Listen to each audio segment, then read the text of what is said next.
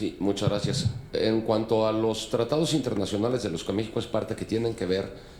con esta cuestión, con este derecho de cualquier persona a buscar y recibir asilo, eh, son muchos. No es solamente la Convención del 51, que eso es muy importante resaltarlo.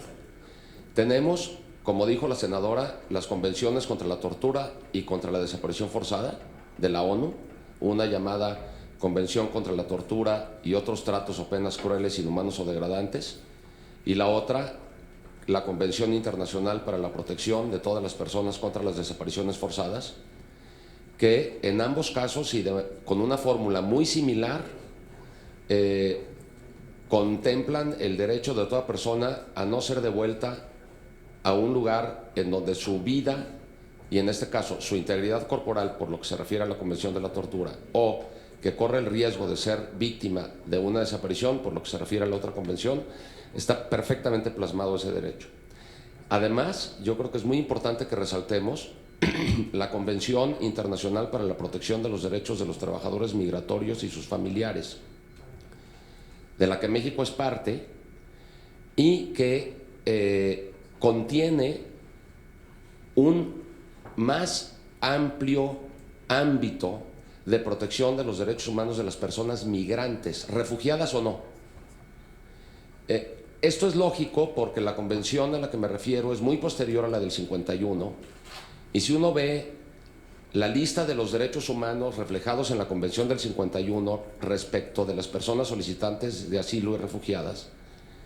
la otra convención es más amplia por ser muy posterior y reflejando avances que se habían venido dando en relación con personas migrantes. El refugiado es un migrante, o la persona refugiada es migrante, desde luego, con ciertas características que la hacen especial y que las autoridades y los estados tienen que velar porque esos derechos se protejan de manera especial, claro. Pero la Convención de los Trabajadores Migratorios contempla una serie de derechos incluso para los nacionales que todavía no cruzan la frontera. La Convención del 51 solo aplica para aquel que ya no está en el lugar habitual de residencia, sea porque está cruzando una frontera o porque tiene temor de regresar cuando ya está en otro país, ¿no? Los refugiados sur place, ¿no?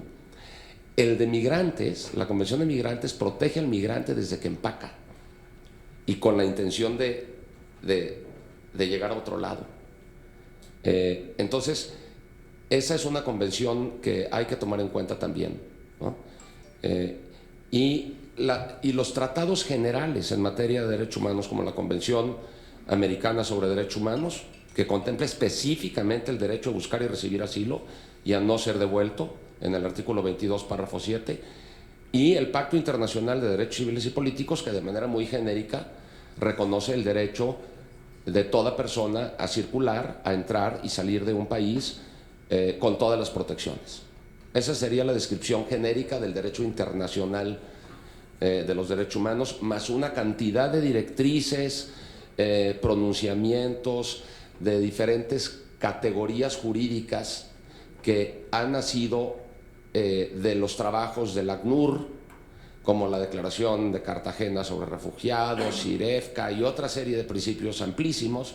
que se deben de tomar en cuenta como criterios orientadores para la interpretación de los tratados que acabo de mencionar. Salvo que Marc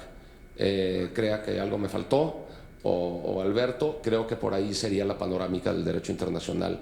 de la protección de todas las personas migrantes, refugiadas o no.